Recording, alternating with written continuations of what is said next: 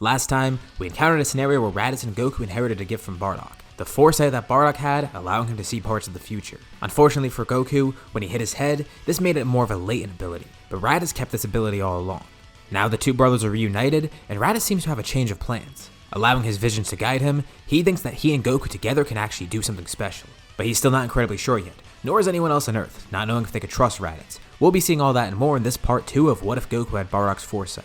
The group isn't really sure whether to trust Raditz or not. This all seems a little suspicious, but Goku, for some reason, he feels like this is right. This is something that he can do, and they can't actually trust Raditz's judgment here because Goku's seeing the same exact things. He could tell Raditz obviously isn't a good person, but the important thing is, he's not here as a threat, and actually may be able to help Goku a bit. Apparently, Raditz wants to train him up too. Help him grow stronger. Goku's up for the challenge of fighting Frieza, whoever he is, and also growing stronger too. He's definitely not going to turn that down. If Raditz truly was here for nefarious purposes, he would have killed them by now. And as for Raditz, he's still conflicted himself. He's partially annoyed that he has to take this route, not expecting that he would change his mind and actually try to team up with these Earthlings, rather than trying to recruit Kakarot by force. But again, he does trust his visions over anyone else. They have saved him before, and if this is the way that he's going to judge situations, then so be it. It may not seem ideal, but he knows deep down that it is ideal. This way, he can preserve his life. That's all that really matters to him. It's selfish, but inadvertently does help Goku and the others. Whatever path allows him to survive the longest and defeat Frieza. Thankfully though, this does lead to having a better first impression with Goku. Instead of Goku actually hating his brother for trying to kidnap his son, Raditz has a much better first impression, and Goku's intrigued to learn more about him. Again, this doesn't mean Raditz is good at all. He's just having a better introduction and different motives. But he has no clue where to start with his brother Kakarot, or Goku, whatever the hell his name is. Even just from the name he could tell, Kakarot's been raised as an Earthling. He doesn't have all the benefits that Saiyans had when they were growing up and training. One thing here is also the fact that Earth's gravity is way weaker than planet Vegeta's. He wonders how they could fix that, and Goku actually has an idea. Bulma could probably make them a spaceship, send him to a planet that has 10 times gravity. He goes to consult her, and she says the easier option is just to make a room that could change gravity. He didn't even realize this was an option, and hey, this is way better. But she pulls Goku aside, asking if he's really sure they can trust Raditz, and Goku says they can't, and if something does happen, he can stop Raditz. He knows it. Some time passes. The two start training together, learning a little bit more about each other too. This is weird for Raditz. Goku's trying to form a bond with him, but Raditz doesn't really care too much. At least not really at first. He starts warming up to Kakarot on the planet after seeing his motivation and drive, and how quickly he seems to grow. The two of them are similar in a lot of ways after all. Besides them being brothers, they're both low-class Saiyans. And it's amazing that Goku even grew as strong as he is on this weak planet. So who knows, once he trains like a real Saiyan, maybe they can grow very quickly together. Also unlocking that ability of foresight. They still don't know how to control it at will, and that's one of their goals. They want to learn how to utilize it, especially Goku since he can't really tap into it like Raditz. And for Raditz, it's still unconsciously done. He doesn't willingly have the visions happen. There seems to be things that trigger them, but they don't always happen when he needs them. And he's going to change that. He feels like it might be possible. And what better person to work on that with than someone that actually has the same ability? Eventually though, Raditz gets contact from someone through his scouter. He completely forgot. The Saiyans are contacting him, Vegeta and Nappa. They wonder where Raditz is. He's been gone a bit long, and thankfully he's still alive at least. Nappa calls in, asking where he is, and Raditz can't really hide it. He's on Earth, but he can try and stall, and have some sort of lie going on. This is kind of bad. He wants to keep them away from Earth, and he doesn't want to return just yet. So he comes up with a lie, saying that there was an issue. He ended up going to the wrong planet and has to fight his way out. And Nappa questions this, but he said it was on Earth. That's where Kakarot got sent, right? And Raditz says that's not the case. It doesn't seem like Kakarot's here, but the planet is pretty strong. He's gonna be here a bit longer trying to fight everybody to get out of here. And who knows, maybe he can conquer it along the way. Nappa kind of buys it, but Vegeta steps in too. He calls Raditz an idiot and says he shouldn't expect any help here, and Raditz knows not to. It's better that way. He says no, don't come out here anyways. He can handle this himself. But Vegeta's definitely suspicious. Something's weird. Something's fishy about Raditz saying that. Maybe he found something they don't want him to see. And Nappa asks why he's thinking that. It sounded to him like Raditz was telling the truth. But Vegeta could hear in his voice. Raditz was acting very shifty. And he's been there for far too long. Yeah, they've had long battles before, but he's been on that planet for weeks by now. And even if he were having trouble before, the battle would have ended already. He'd be dead or he would have won.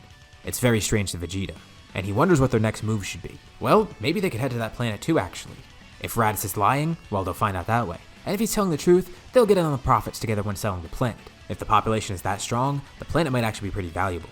And after this call ends, Raditz decides it's time to actually own up to Kakarot. And Goku wonders what he's talking about. But Raditz says they're profits after all. Kakarot might find out on his own anyways. Initially, he had different plans for the planet. He was sure to get Kakarot to join them in any way possible, even if that meant taking him by force. But as he was arriving here, that changed. He had a vision of the future, him actually dying against Kakarot, with some other person involved, and he thinks it was that Namekian he encountered before. Wait, Piccolo? Oh yeah, Goku completely forgot Piccolo was out there. Raditz met him? Well, yeah, and Raditz says it's not really important. Point is, he didn't want to hide this from Kakarot. But Goku says it's fine. He could tell Raditz is genuine about his intentions. Even if he wasn't before, he definitely is now. But that brings up an interesting thing. Goku wonders, what is Piccolo up to? Well, he actually has a plan in mind. He was spying on them when Raditz actually found Goku, wondering why he was seeking Goku out in the first place. He didn't get involved. He didn't really need to, but he was nearby, listening in. So these two are brothers. They are actually aliens. And in Piccolo's mind, that means they're both threats. Goku is still his main target. But if Raditz is his brother, that's just another person he needs to defeat. In order to take over the world, he needs both of them gone. And since it's only two of them, it shouldn't be an issue. Right now, he's still unaware that they're training. But he assumes that's probably what they're up to. He's going to be doing the same. He's further improving a technique that he was going to use to kill Goku, but now it looks like he's going to have to modify it a little bit more. As the training with Goku and Raditz continues, Raditz wonders a few things. Well, for one, he kind of wants Gohan to train up too, just because he's a Hyper Saiyan could potentially have a lot of power within it. And Goku's been trying to get him to train, but Chi-Chi's not really too fond of it, especially since Raditz showed up and she doesn't really trust him either. But she's starting to warm to the idea, thanks to a lot of convincing from Goku. Gohan's not going to train a lot, but he's going to get involved, at least with Goku. And he doesn't really know what to think of Raditz either. Raditz is kind of intimidating, but Goku assures Gohan he has nothing to worry about. And Raditz wonders, does Gohan have that same ability too? He wonders if they can activate that for Gohan, not realizing that this ability isn't genetic. And Goku asks Gohan, has he had any prophecies lately? And Gohan has absolutely no clue of what he's even talking about. He probably doesn't even know what the word means. Well, maybe it's a little bit more latent.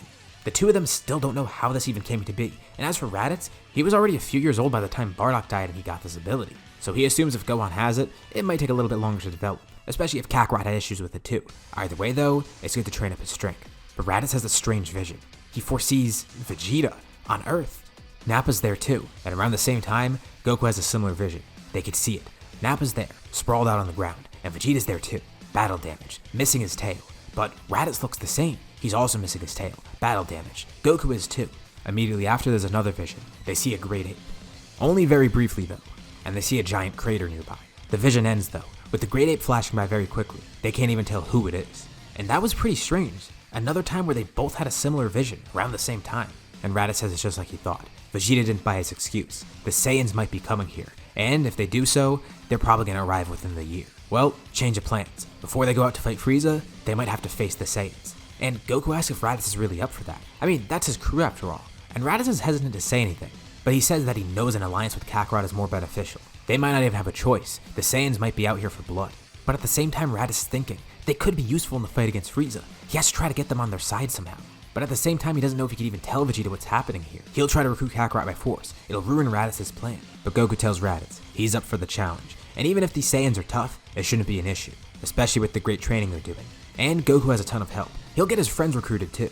If the Saiyans are coming and threatening Earth, well, everyone's gonna stand up to them. But Goku feels like he's missing something from that vision. There's some details that they left out. They couldn't really focus on everything because there's so much going on at once. It kinda does concern him. But if Vegeta seemed to be defeated, and Nappa was too, maybe they're fine. Maybe they could win this. And Raditz got a clue from this too. He has to make sure not to lose his tail. Vegeta or Nappa will probably try to take it off during battle, so as long as he protects it from them, he'll be okay. And he could transform into a great ape, defeating them that way. When Goku recruits the humans too, they still don't really trust Raditz. I mean, he is a Saiyan after all, and if the Saiyans are coming here as enemies, that's just even less of a reason to trust Raditz. But if anything, this battle will help prove that Raditz truly is on their side, and its intentions are accurate. No one's really sure what to think, but whatever.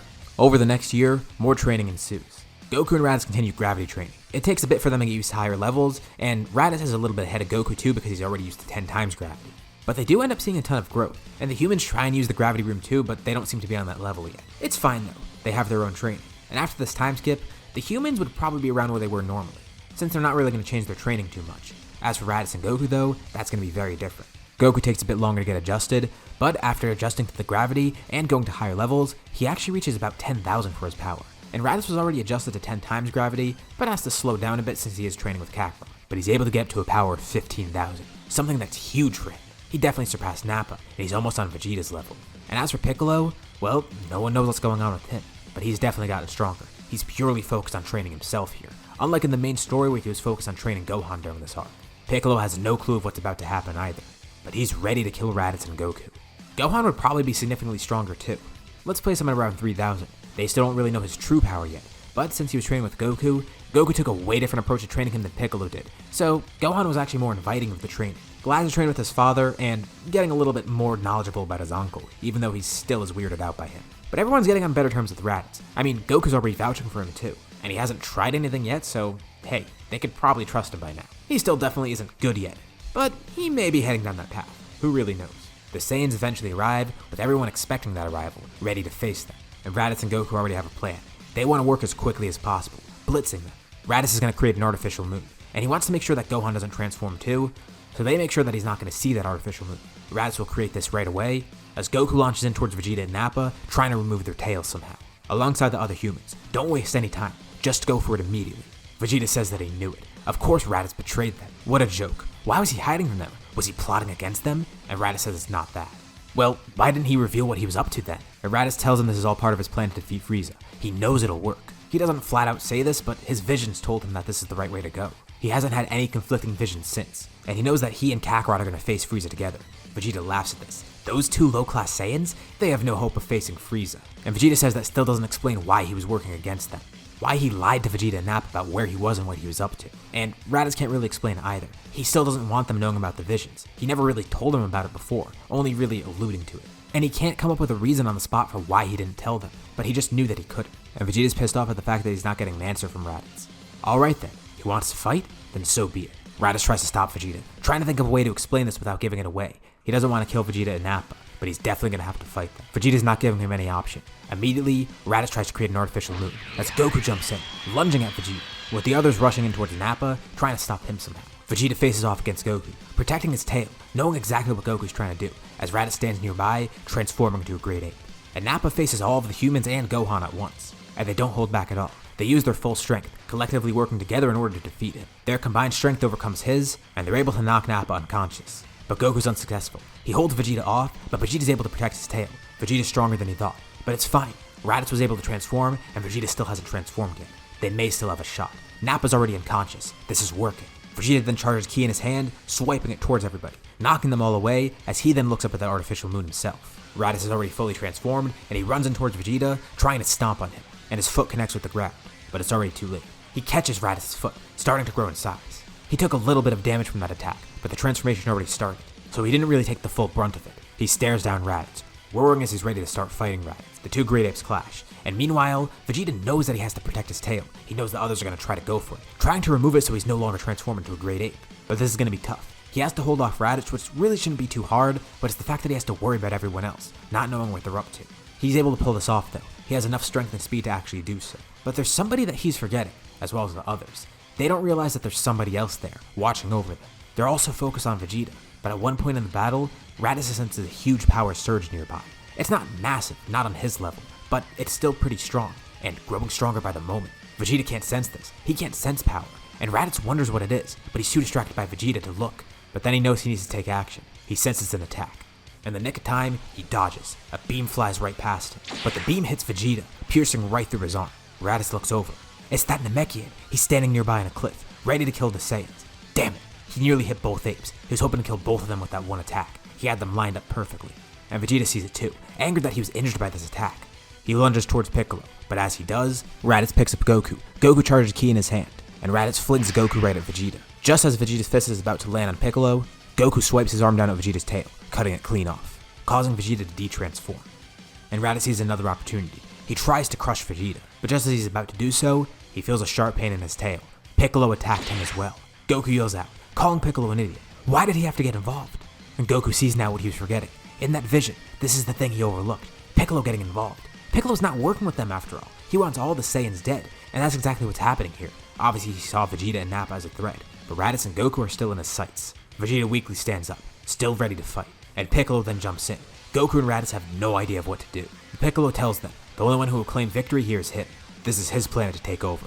These Saiyan invaders need to go, and he'll defeat them. That includes Raditz. He's not who he says he is. And even if he is on Goku's side, that's still a reason to kill him. But Raditz and Goku feel like they're still missing something. Something in that vision that they're looking over. If they forgot about Piccolo, then there's gotta be something else they're missing. I mean, they still don't see that massive crater, and they feel like that's still important somehow, and they have no clue why. Vegeta stares down everyone, ready to take them all on at once, with Piccolo also there, ready to battle too. Not alongside Goku and Raditz though, for himself. And nearby, Nappa's lying on the ground. He twitches. He's still unconscious, but little does everyone know, he's about to reawaken. The humans decided to help Goku and Raditz against Vegeta, leaving Nappa there unconscious, not realizing that he still has his tail. And this is where we'll leave off for now. So, what'd you guys think about this part? What's gonna happen next? What are Goku and Raditz's visions leading up to? Let me know any thoughts or suggestions in the comments below. I'd love to see what you guys think. Be sure to drop a like and subscribe if you haven't already. It lets me know that you guys want to see more videos like this. Anyways, thank you all for watching, and I'll see you all in my next video.